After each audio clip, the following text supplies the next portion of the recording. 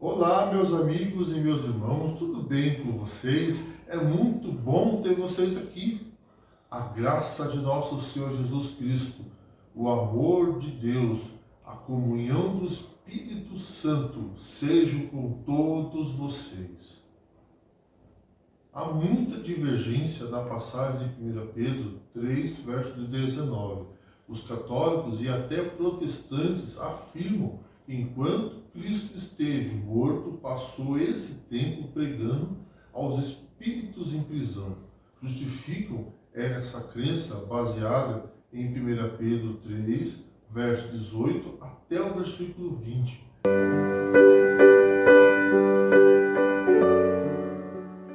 Mas, antes de continuar, vamos orar. Bendito és tu, Senhor nosso Deus, Rei do Universo. Venha abençoar o estudo de hoje. Envie seu Espírito Santo. É o que pedimos, em nome de Jesus. Amém. Estaria essa crença em harmonia com o ensino geral das Escrituras Sagradas? De modo nenhum, porque afirmar que entre a crucifixão e a ressurreição, Jesus foi a algum lugar ou desceu ao Hades, selecionou os espíritos dos antediluvianos dos dias de Noé, ele pregou, concedendo-lhe segunda oportunidade, seria crer que a Bíblia advoga essa segunda oportunidade e também o estado de consciência na morte, na existência de algum lugar, como seja o purgatório, onde estão os espíritos desencarnados, doutrina essas estranhas ao livro sagrado. A resposta às perguntas que se seguem nos ajudará a equacionar o problema de conformidade com assim diz o Senhor. Quem eram os espíritos que estavam em prisão? Que espécie de espíritos eram? Vivos ou mortos? Quem lhe pregou? Quando lhe foi pregado? Pode a verdade ser ensinada aos mortos? Defende a Bíblia a crença numa segunda oportunidade após a morte? Qual é a prisão mencionada em 1 Pedro 3, no verso 19? Será que houve algum problema com o copista ou de tradução, tornando a passagem obscura? Quem eram os espíritos que estavam em prisão? A Bíblia usa espírito como sinônimo de pessoas, o ser humano vivente. Vamos ler 1 Coríntios 16, verso 18?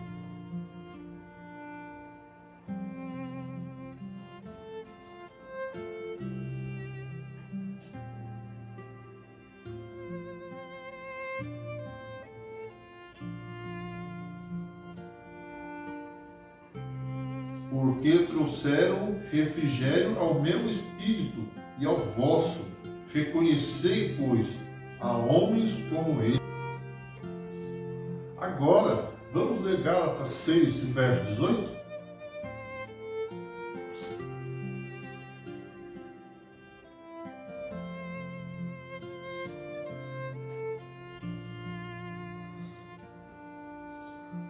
A graça de nosso Senhor Jesus Cristo seja, irmãos, com o vosso espírito. Amém. Vosso espírito quer dizer convosco, a vossa pessoa. A primeira parte do verso 20 de 1 Pedro 3 parece identificá-los com pessoas que viviam na terra. Eram seres humanos reais, como as 8 almas que se salvaram na arca. Eram esses espíritos vivos ou mortos? O termo espírito só é usado na Bíblia com referência aos vivos. Vamos ler Hebreus 12, o verso 22 e 23?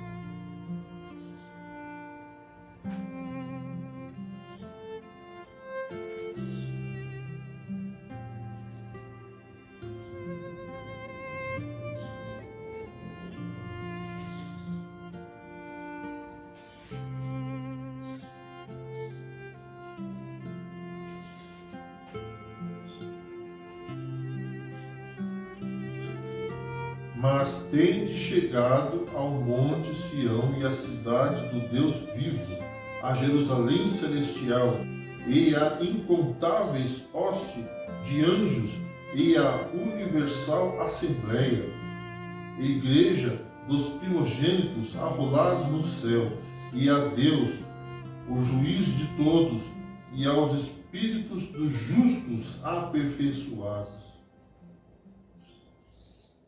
O apóstolo faz referência a pessoas viventes. Em Números 27, verso 15 e 16, relata que Moisés, no término da vida, roga que um líder dentre os vivos o substitua. O texto fala dos espíritos de toda a carne, isso é, seres vivos e não mortos. Certamente se refere a homens justos e homens que se acham ainda na igreja militante, e o Pai dos Espíritos, Hebreus 12, verso 9, em referência a homens ainda no corpo, e o Deus dos Espíritos de toda a carne, Números 27, verso 16, significa homens não em estado desencarnado. Quem lhe pregou? O Dr. João Persson, em sua exposição do Credo, obra clássica da Igreja Anglicana, observa: é certo, pois, que Cristo pregou àquelas pessoas que nos tempos de Noé foram desobedientes em todo o tempo em que a longanimidade de Deus esperava e, consequentemente, enquanto era oferecido o arrependimento. É igualmente certo que ele nunca pregou depois de haver morrido. Este eminente teólogo, crente na imortalidade da alma, afirma que esta passagem não ensina tal doutrina. As palavras no qual, do verso 19, podem tanto referir-se ao Espírito Santo como a Cristo. Vamos ler João, capítulo 4, no verso 24?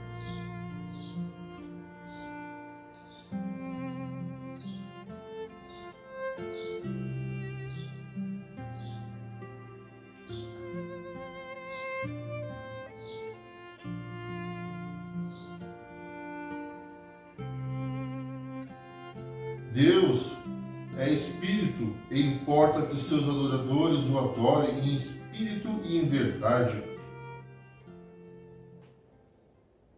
A pregação de Cristo foi para os antediluvianos enquanto se preparava a arca, portanto, durante o seu estado pré-existente, no qual se refere o verso 18 como um todo, e o verso 19 significa em virtude da sua ainda futura morte vicária e ressurreição no Espírito. Cristo foi e pregou aos antediluvianos através do ministério de Noé. Foi em virtude do fato de que Jesus foi morto na carne, mas vivificado no Espírito, verso 18, que ele primitivamente pregou a salvação através de Noé, e foram salvos através da água aqueles a que aceitaram. Semelhantemente, é por meio da ressurreição de Jesus Cristo que o batismo agora também nos salva, verso 21. A primeira dessas explicações é aceita se a expressão na qual se refere ao Espírito, a segunda e a terceira, estão mais de acordo com a construção grega dos versos 18 e 19, com o contexto imediato e com as passagens paralelas de entre outras partes do Novo Testamento. Quando lhe foi pregado, no verso 21, há a expressão noutro tempo, que claramente se identifica com o tempo em que a longanimidade de Deus aguardava nos dias de Noé. O tempo era os dias de Noé, os 120 anos durante os quais Deus procurou libertá-los da prisão do pecado. Pode a verdade ser ensinada aos mortos? O ensino das Escrituras sobre o estado do homem na morte não admite desculpa. Elas claramente nos afirmam que não há consciência da morte. Basta ler. Vamos ler Salmo 146, verso 4?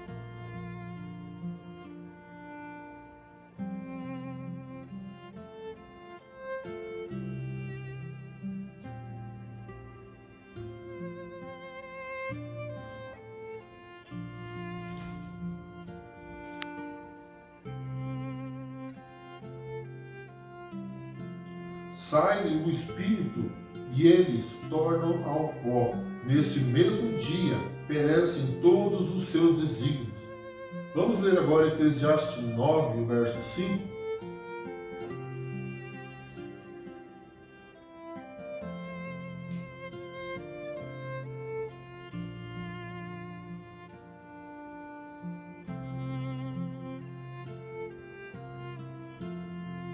Porque os vivos sabem que hão de morrer, mas os mortos não sabem de coisa alguma, nem tampouco terão eles recompensa, porque a sua memória jaz no esquecimento. Amor, ódio, inveja para eles já pereceram para sempre. Não têm eles parte em coisa alguma do que se faz debaixo do sol. Tudo quanto te vier a mão para fazer, faze-o conforme as tuas forças, porque no além, para onde vais, não há obra, nem projeto, nem conhecimento, nem sabedoria alguma. Também podemos ver em Mateus 10, versículo 28, João 11, verso 11, 1 Tessalonicenses 4, verso 13, Isaías 38, verso 18 e 19, nos afiança de que não há nenhuma esperança dos mortos aceitarem a salvação.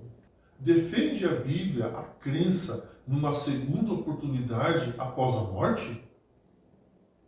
Os ensinamentos bíblicos são muito evidentes em nos mostrarem que há apenas uma oportunidade para a salvação, isto é, nesta vida. A leitura de apenas algumas passagens, como 2 Coríntios capítulo 6, versos 1 e 2, Hebreus capítulo 3, versos 7 e 8, Hebreus capítulo 6, verso 4 e 6 e Hebreus capítulo 9 e o verso 27. Romanos 2, verso 6, elucida bem o assunto. A doutrina da segunda oportunidade é antibíblica, portanto, não deve ser aceita. Qual é a prisão mencionada em 1 Pedro 3, verso 16 até o 20?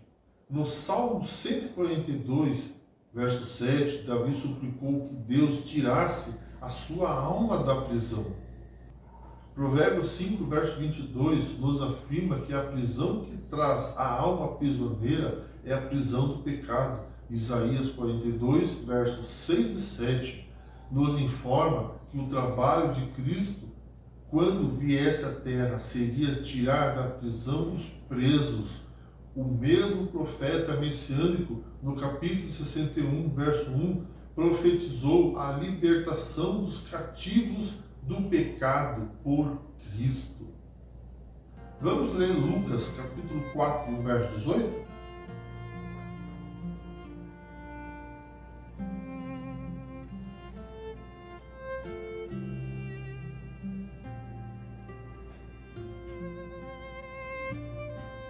O Espírito do Senhor está sobre mim, pelo que me ungiu para evangelizar os pobres, enviou-me para proclamar libertação aos cativos e restauração da vista aos cegos, para pôr em liberdade os oprimidos. Nessa passagem de Lucas 4, verso 18, afirma que Cristo, em sua cidade natal, aplicou as palavras de Isaías ao seu ministério. O Espírito do Senhor me ungiu para proclamar libertação às almas presas pelo pecado. Os seres a quem Jesus pregou, espírito em prisão, eram pessoas presentes e bem vivas. Que os antediluvianos estivessem bem presos na prisão do pecado é facilmente deduzível da leitura de Gênesis capítulo 6, versos 5 até o 13. Na primeira epístola de Pedro ocorre esta estranha afirmativa. Vamos ler 1 Pedro 3, versos 18 até o 20?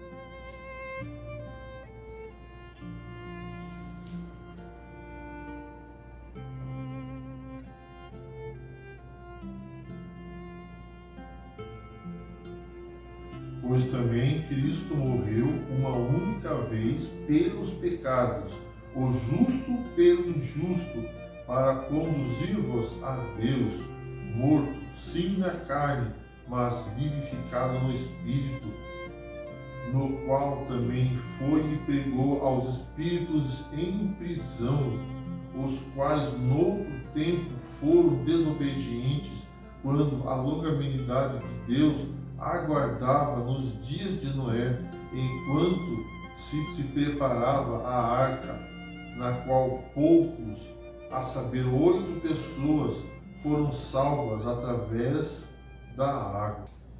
Nessa passagem que acabamos de ler, naturalmente somos levados a indagar quem eram os espíritos em prisão? Como podia Cristo lhe pregar e quando? Não haverá aqui algum erro? Não. Se compararmos essa passagem com a história do dilúvio em Gênesis, capítulo 6, tudo se torna claro. As palavras do qual referem-se ao Espírito Santo, e foi por esse Espírito que Cristo pregou aos espíritos em prisão, que no versículo 20 são definidos como pessoas que noutro tempo foram desobedientes. Esse outro tempo é claramente identificado como o tempo em que a longanimidade de Deus aguardava nos dias de Noé. Assim, o tempo era os dias de Noé, o lugar era o mundo antediluviano, e o meio pelo qual Cristo contendia com o homem era seu Espírito. Fato claramente expresso em Gênesis capítulo 6 e verso 3. Vamos ler Gênesis 6 e verso 3?